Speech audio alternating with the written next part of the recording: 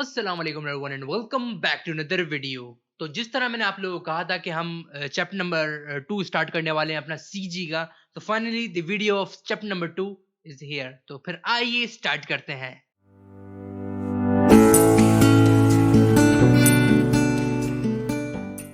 तो अब आ जाते हैं अपने चैप्टर के ऊपर। तो जो हमने चैप्टर नंबर 1 था वो अपनी पहली वाली वीडियो में हमने अपना कवर कर लिया था। तो अब जो चैप्टर नंबर 2 है वो हमारा पेज नंबर 7 के ऊपर है हमारी यूसुफ रहमानी के बुक के अंदर। और जो चैप्टर का नाम है वो है दी अर्थ। अब दी अर्थ के बारे में आप लोगों को काफी लोगों को पता होगा। अब ये कोई पूछने वाली बात तो नहीं है कि अगर मैं आप लोगों से ये पूछूं कि भाई अर्थ क्या होती है तो आप लोग ये बोलोगे कि भाई कोई मैं प्राइमरी का स्टूडेंट हूं जो आप मुझसे ये पूछ रहे हैं कि अर्थ क्या होती है। मगर कुछ बातें ऐसी होती हैं अर्थ के बारे में जो हमें नहीं पता होती। तो आज उन्हीं चीजों पे हम डिस्कशन करने वाले हैं। तो आप लोग इस अर्थ पे कितने टाइम से होंगे? अप्रोक्सीमेटली काफी मैक्सिमम एज जो होती है वो 100 चली जाती है या फिर 105 चली जाती है।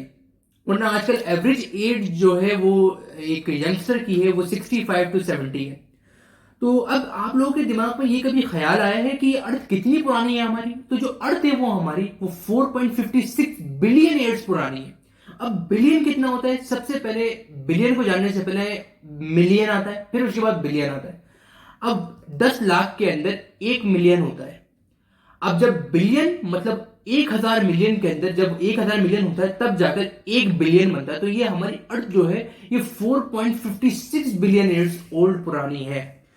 तो इसके बाद ये चीज हमें समझ आ गई कि भाई हमारी अर्थ कितनी पुरानी है। अब अगर हम इसको स्क्वायर मीटर्स और माइल्स में कन्वर्ट करें तो हमारे पास 149,600,000 किलोमीटर्स। और अगर माइल्स की बात की जाए तो 92,960,000 माइल्स पुरानी है। तो अब हमें ये तो पता चल गया कि हमारी अर्थ कितनी ज्यादा पुरानी है, मतलब 4.56 बिलियन ईयर्स ओल्ड पुरानी है। तो अब हमें ये भी पता होना चाहिए कि अब आप लोगों को ये तो पता होगा कि सन क्या होता है। आप लोगों को यही पता है कि हमारे जितने भी प्लैनेट्स हैं वो सन के गिर्द चक्कर लगा रहे होते हैं, वो रोटेट कर रहे होते हैं।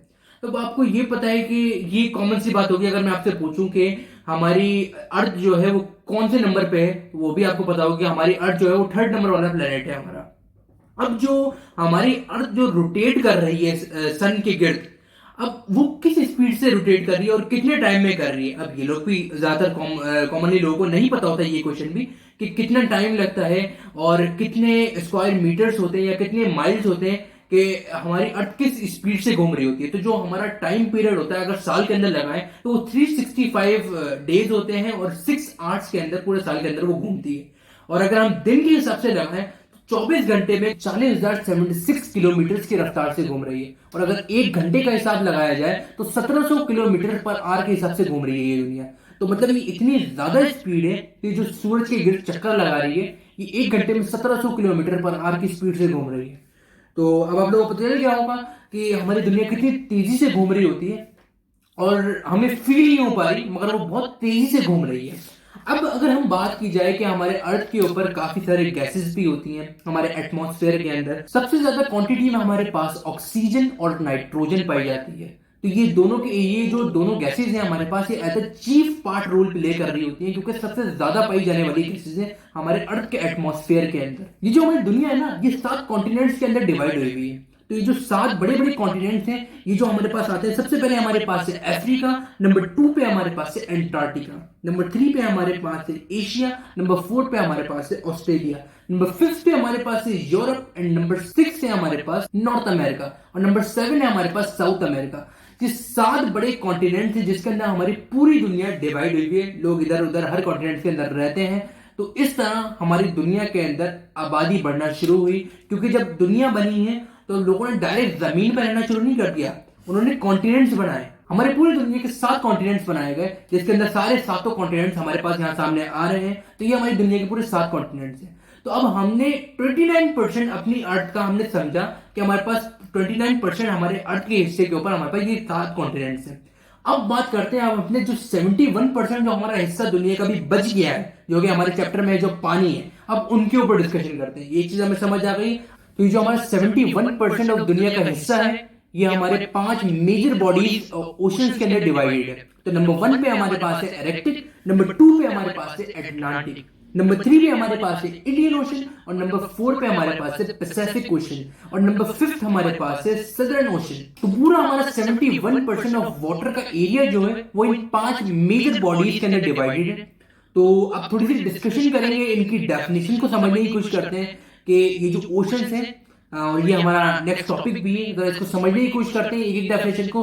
तो अब बात कर लेते हैं हमारे सबसे बड़े ओशन की, जो हम जितनी पूरी अभी मैंने आपको लिस्ट बताई है, जितनी मैंने आपको सबके नाम बताए, पांचों में से सबसे बड़ा ओशन जो है हमारे पास वो है हमारे पास पैसिफिक ओशन। अभी जो इसका पूरा स्क्वायर मीटर जो एरिया है 169.2 मिलियन स्क्वायर मीटर्स का है। ये पूरी दुनिया का सबसे लार्जेस्ट ओशन है। अगर मिसाल के तौर पे अगर पूरी दुनिया के अंदर जितनी भी हमारे पास जमीन है जो खुश्की है हम वो भी मिला लें तो ये उससे भी बड़ा ओशन है, ये इतना बड़ा ओशन है। तो मतलब वो जो बताया कि 71% हिस्सा है, तो दुनिया तो हमारी जो खुश्की है वो 29% है।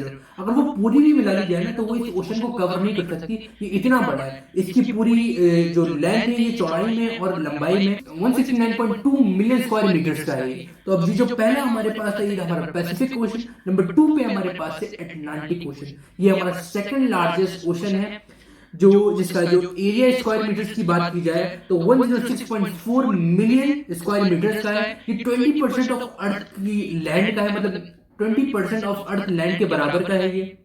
और ये एक रिचेस्ट रिसोर्स है जहां पर फिशिंग सबसे ज्यादा मिल सकती है हमें, मतलब मछलियों की आबादी वहां पर बहुत ज्यादा है। अगर हम वहां फिशिंग करेंगे तो हमें काफी सारी अच्छी रिसोर्स मिल जाएगी वहां से। तो ये बात आप समझ लें कि अटलांटिक ओशन जो है वो फिशिंग के लिए सबसे बेहतरीन जगह है, वहां पे हमें काफी चीजें मिल सकती हैं।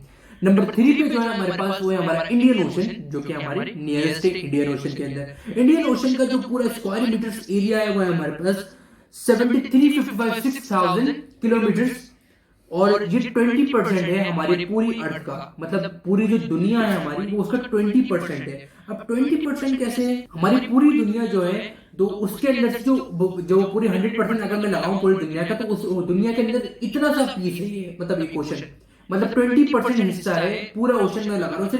सिर्फ मैं एक इंडियन ओशन की बात कर रहा हूँ। जो हमारा ये ओशन है जो आपने देखा है इंडियन ओशन हमारा वाला, ये सिर्फ पूरी दुनिया का 20% हिस्सा है ये सर। अगर हम इसको डिवाइड करें पूरी दुनिया को हिस्सों के अंदर 10% अगर डिवाइड कर दें, हम हिस्सों के हिसाब से डिवाइड करें तो जो इंडियन ओशन है वो 20% के बराबर है, मतलब पूरी दुनिया के अंदर। नंबर 4 पे हमारे पास है सदर्न ओशन। सदर्न ओशन जो है हमारे पास विड्थ में नहीं होता, ये हमारे पास लेंथ में होता है। ये इस तरह का ओशन है, मतलब ये एक रिवर की तरह होता है और इसके अंदर जो लहरों का दबाव होता है वो थोड़ा ज्यादा होता है, फ्लो उसका थोड़ा सा ज्यादा होता है। ये 100 टाइम्स ज्यादा है पूरी दुनिया के अंदर। हमारे पास काफी सारे रिवर्स हैं, तो ये जो ओशन है इसके अंदर यहाँ पे लहरों का दबाव 100 टाइम्स ज्यादा है हमारी पूरी दुनिया की लहरों के हिसाब से। इसका जो स्क्वायर मीटर हमारे पास है वो 20,3,27,000 किलोमीटर।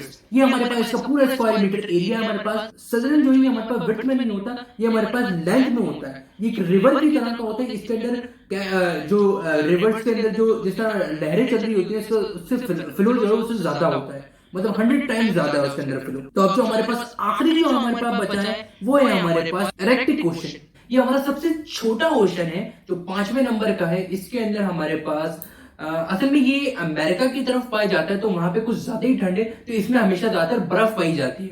इसका टेम्परेचर काफी लो होता है, बर्फ के बड़े बड़े क्यूब्स जो होते हैं वो ऊपर फ्लोट कर रहे होते हैं इसके अंदर। और इसके अंदर ज्यादातर आपने सुना होगा जो प्लांट्स होते हैं वाटर के अंदर, जो अंडर वाटर प्लांट्स होते हैं वो इसके अंदर सबसे ज्यादा पाए जाते हैं। तो बस ये था एक छोटा सा ओशन। तो अब इसके बाद जो हमारे पास चीज है वो जो हमें सीखने की सबसे ज्यादा जरूरी चीज है वो है हमारे पास कंपास। अब कंपास क्या होता है? कंपास का जो पूरा नाम है वो होता है मैग्नेटिक कंपास। अब ये किस काम होता है ये तो हर किसी बच्चे को ही पता होगा, अगर जिनको नहीं पता उनको बताता चलूं कि कंपास जो है वो हमें डायरेक्शन देखने में मदद करता है।